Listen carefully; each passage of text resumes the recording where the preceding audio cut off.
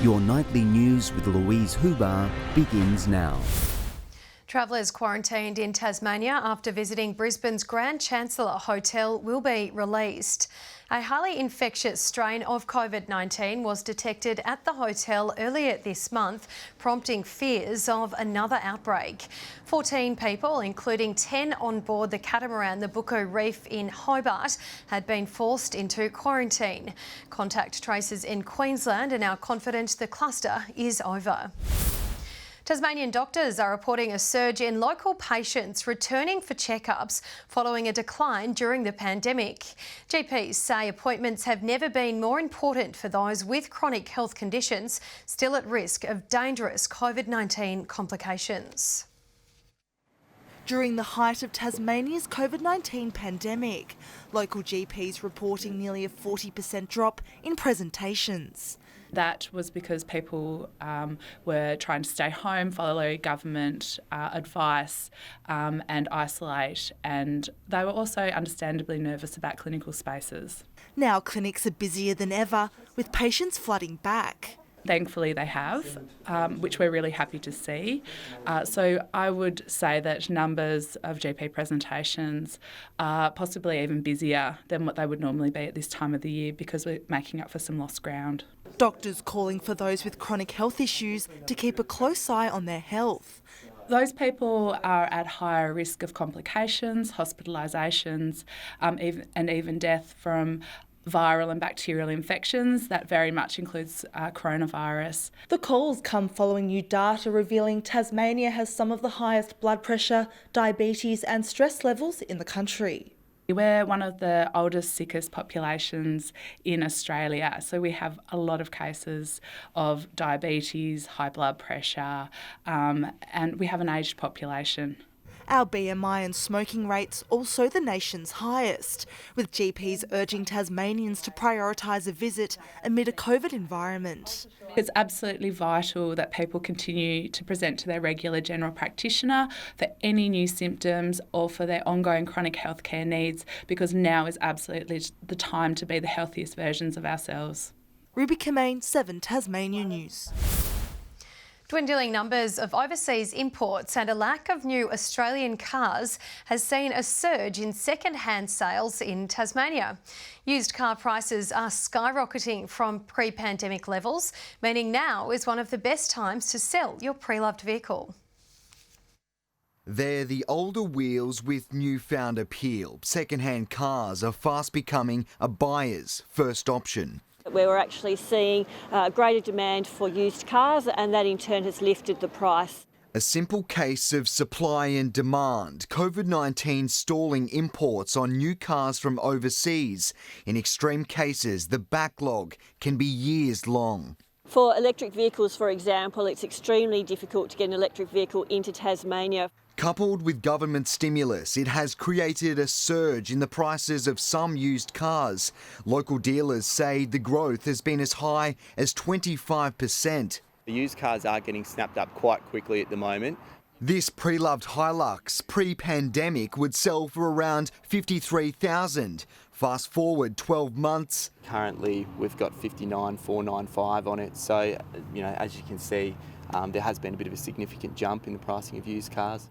The industry is adamant the wait times for new cars are slowly improving, so the retro revival may be short-lived. If anyone was in the market and considering to upgrade their vehicle, now is absolutely the time where you will get top dollar for your current vehicle.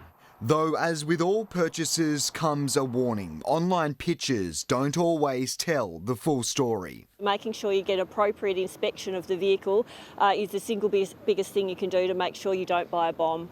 Garth Burley, 7 Tasmania News. Dedicated whale watchers and those just plain lucky have been treated to a bonanza of orcas in recent weeks. Researchers have also confirmed a surprising finding which could be a first for Tasmania. Rare and elusive. That is unbelievable.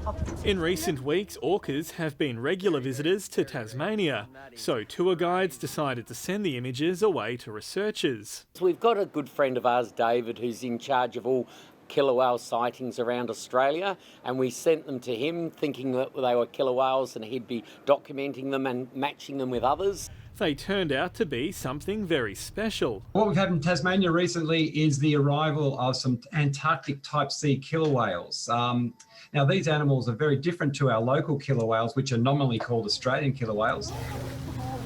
What brought them to Tasmania is anyone's guess. They're likely visiting from the Antarctic region, possibly in search of food, but possibly also just to remove algae which grows naturally on their bodies. Unlike other species, orca spotting is highly unpredictable. When you see orcas, you've never seen anything so black and white in your whole life, with the sun reflecting and water. It's just absolutely awesome. Sean McComish, 7 Tasmania News. Hobart's former K&D warehouse is set to become a new home for local basketball. The University of Tasmania aiming to transform the spot into a full competition court, 3 half courts and coaching facilities for a minimum of 3 years, with the development welcomed by the Jack Jumpers CEO. Acting Vice-Chancellor Professor Jane Long says it would make good use of a site until it's developed as part of a new inner-city campus. Construction is expected to start next month to then be open by April.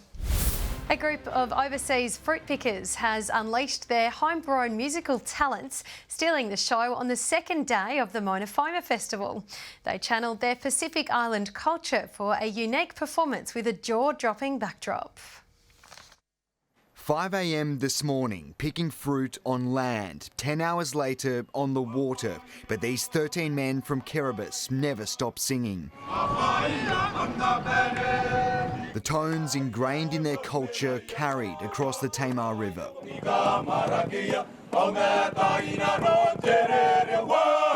While we're doing that towards the bridge and all the people waving at us, oh, it feels great, man.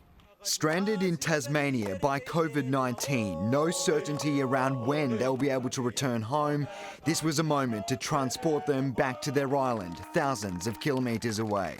Whenever we're singing away from our family, it feels like we are with them all the time. Here are family men who are missing their toddlers and their partners. The unique boat performance, one of 4 on the unique backdrop, made possible for Foma. What we're doing with the acoustic life of boat sheds is listening to the river. An industrial-driven installation also unveiled at the Duck Reach Power Station. 270 sounds, all recorded from the Hobart Zinc Works. Crafted and blended into an audio-visual homage. An amazing industry that's been built here in Tasmania, and really, down in Hobart, it built all the surrounding suburbs. Garth Burley, 7 Tasmania News. Good evening. Launceston reached a high of 21 today, 20 at Devonport and 18 across Hobart and Burnie. 22 was the state's top at St Helens, 18 about Flinders Island, Smithton and Lowhead, Lyowini 11 and Strawn 16. On the close-up shows mid to low-level cloud about most of the state throughout the day. Further out, high-level cloud streaks through the middle of the country, while mid to high-level cloud with isolated thunderstorms covers the top end. Tomorrow shows a trough with southwesterly winds across Tasmania in the afternoon and evening. Southwesterly winds tomorrow 20 to 30 knots, swells up to 5 metres in the west and south and below 1 metre in the north. A gale warning is current for eastern and southern coastal waters from Wineglass Bay to Low Rocky Point, and a strong wind warning for all remaining coastal waters and all southeast inshore waters except for the Derwent Estuary and the Central Plateau Lakes. Tomorrow's forecast now at 19 across Hobart and Richmond, ooze a shower or 2 becoming windy. In the north, Launceston 20, cloudy across Devonport and Deloraine. Cloudy in Burnie tomorrow, 18 about Strawn and Curry. St Helens 22 and becoming windy about Swansea and Whitemark. The UV forecast is very high to extreme across the state with the sun setting at 8:47 p.m. Looking ahead to the 3-day forecast, Monday, showers about the west, far south and central areas. Tuesday, fine apart from possible morning showers about the southeast coast. And Wednesday, fine with light winds. Capital cities, 36 and sunny in Perth tomorrow. Adelaide, partly cloudy and showers expected in Cairns. And currently Hobart 14 and partly cloudy, Launceston 18 and Devonport 16 and cloudy. That's all for weather tonight, Lou. How about this Tassie summer? Thanks for that, Jackie. Before we leave you tonight, some playful polar bears in the UK have enjoyed a rare snowy day sliding down a hill at a wildlife park. Nobby, Sisu and Luca were captured on camera rolling around having the time of their lives. And that's all your news now for this Saturday evening. Thanks for joining us. Tom Johnson will be with you tomorrow night. Have a lovely evening. Good night.